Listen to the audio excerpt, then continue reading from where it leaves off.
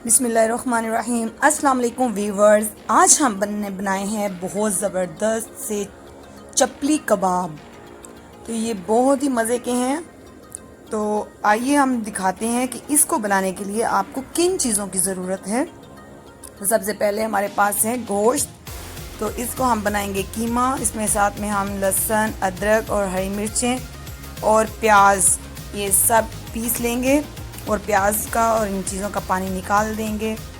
ये देखें, लहसुन है, अदरक है, प्याज है हमने काटे हुए, और ये मसाले हैं, धनिया साबुत है, कुटी लाल मिर्च है, हल्दी, नमक, जीरा, गरम मसाला और लाल मिर्च पाउडर है। इन सब की हमें ज़रूरत पड़ेगी। तो सबसे पहले हम गोश्त का बना लिया है कीमा, और साथ में लहसुन, अदरक, प्याज और हरी मिर्चों का बना के उनका पानी निकाल दिया था, और इसमें हमने ये डाल दिया है कीमे को, और लहसुन, अदरक और प्याज को मिक्स कर लिया है। अब इसमें डालेंगे हम सबसे पहले कुटी हुई लाल मिर्च। अपने टेस्ट के अकॉर्डिंग डाल लें, कम ज़्यादा। अगर आप तीखा खाते हैं तो ज़्यादा डाल लें। सूखा ये धनिया, सूखा धनिया यानी कि साबुत सूखा धनिया है। अब हम डालेंगे इसमें हल्दी 1 टेबल स्पून, क्योंकि हमारा कीमा बहुत ज़्यादा है, तकरीबन 1 kg के बराबर है हमारा कीमा। ये है हमारे पास गरम मसाला पाउडर, ये हमने पिसा हुआ गरम मसाला रखा हुआ है, ये डाल रहे हैं हम इसमें। अब हम इसमें डालेंगे नमक।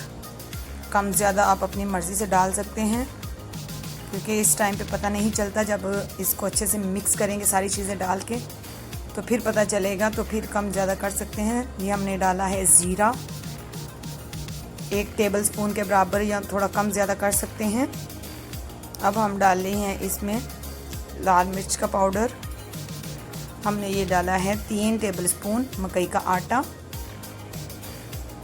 इसमें हमें अनारदाना भी यूज़ होता है, लेकिन अनफॉर्चुनेटली मेरा अनारदाना ख़त्म हुआ था तो मैंने नहीं डाला, लेकिन आप ज़रूर डालिएगा, इससे इसका टेस्ट बहुत अच्छा आता है। अनारदाना थोड़ा सा कूट ले और फिर उसको इसमें मिक्स करें अच्छे से, इसको मसाले को मिक्स करें और इसे मैरिनेशन के लिए तकरीबन आधे घंटे के लिए इसको रख दें।